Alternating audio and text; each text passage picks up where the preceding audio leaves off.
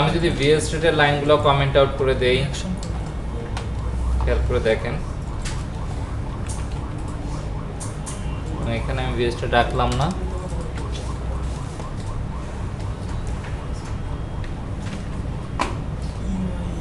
Static. অনেকে এই কাজটা করছেন, আপনারা স্ট্যাটিক ডিক্লেয়ার করে দিচ্ছেন, রাইট? সো রিশার্পার বলছে করে দিতে। হ্যাঁ, রিশার্পার বলছে করে দিলে হবে। আচ্ছা, রিশার্পার বলছে, তাই তো? মানে যেই হোক, যেই বলুক না কেন, আপনি যখন স্ট্যাটিক ডিক্লেয়ার করছেন তখন এই ভেরিয়েবলটা স্ট্যাটিক হয়ে গেছে এবং আমি এখানে আর ভিএস স্টেট ইউজ করতেছি না। তো এখন আমরা একটু রান করে দেখি।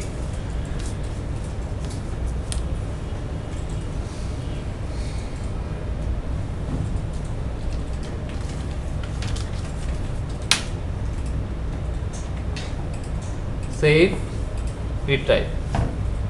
সো স্ট্যাটিক ডিক্লেয়ার করছে, এটা কাজ করছে।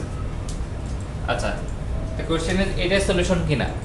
এটা খুবই ডেঞ্জারাস সলিউশন। কেন বলছিলাম? কারণ হচ্ছে যখন আপনি কোনো একটা ভেরিয়েবলকে স্ট্যাটিক ডিক্লেয়ার করবেন তখন যেটা হবে সেটা হচ্ছে টোটাল সিস্টেমের জন্য সেটা মানে অ্যাপ্লিকেবল হয়ে যায় এবং সেটা অনলি ফর ওয়ান্স কাজ করে। কি রকম, কেন এটা কাজ করছে আমি একটু বলি।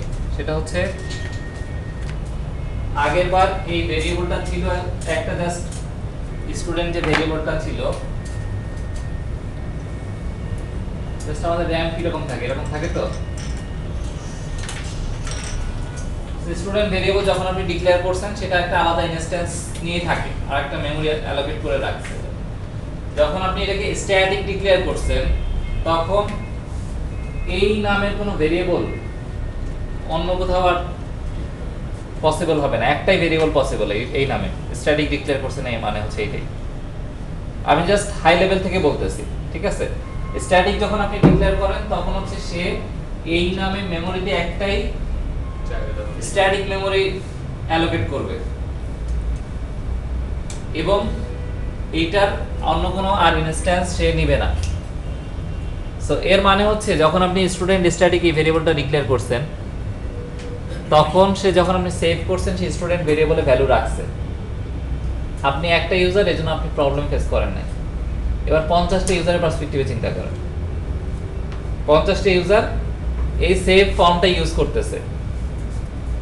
কমন জায়গায় কি লেখা আছে? স্টুডেন্ট। এবার ধরেন একই মোমেন্টে 50 জন সেভ লিখছে, উনি লিখছে, এভাবে করে ধরেন 50 জন লিখছে।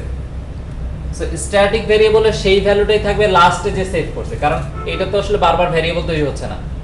স্ট্যাটিক যখন আমি ডিক্লেয়ার করছি আমার একটা ভেরিয়েবলে সার্ভারে তৈরি হয়েছে এবং সার্ভার জানে যে কোন ভেরিয়েবলটাকে তাকে নক করতে হবে। এতক্ষণ সার্ভার ভুলে যাচ্ছিল স্ট্যাটলেস হওয়ার কারণে, বাট স্ট্যাটিক ডিক্লেয়ার করছেন এখন সার্ভারের কাছে ওই ভেরিয়েবল কয়টা আছে? ওই নামে একটাই আছে। সো যার কারণে যেটা হচ্ছে যে আপনি বুঝতে পারতেছেন কিনা, ধরেন আপনি এ দিছেন প্রথমে নাম, আপনি বি দিছেন, উনি সি দিছে, উনি ডি দিছে, লাস্টে যে দিছে তারটাই তো সার্ভার সেভ করে রাখছে। যখন রিট্রাই বাটনে প্রেস করবেন লাস্টে যেটা আছে সেটা দেখাবে। এখন আপনি এ দিছেন, রিট্রাই বাটনে প্রেস করার পর আপনি কি এক্সপেক্ট করবেন? এ, বাট উনি তো ডি দিছে, আপনি তো দেখবেন ডি রেজিস্টার নাম্বার 5 বা সামথিং, বাট উনি ডি দিছে ওই মোমেন্টে দেখা গেল আরো 5 জন এন্ট্রি দিয়ে দিছে, এফ জি এইচ বা এই লেভেলে চলে গেছে। সো উনি যখন রিটাইপ করবে উনি দেখতে পাবে H or I J K. বুঝতে পারতেছেন? So this is a dangerous solution on that perspective. এবং স্ট্যাটিক আপনার কোনো আলটিমেট সলিউশন দিবে না। এই কারণেই আমরা ওই মানে বলি যে আপনার স্ট্যাটিক বা এই জিনিসগুলো যতটুকু কম পারেন ইউজ করেন, মানে কম ইউজ করেন আর কি, না পারলে ইউজ করেন না। স্ট্যাটিক না জেনে ইউজ করা খুবই ভয়াবহ একটা ব্যাপার হয়ে যাবে।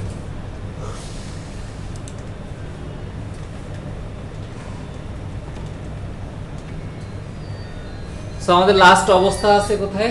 এই স্টেজে আছে। এই ভিউজটা ট্রাই করে দেওয়া হয়েছে। আমি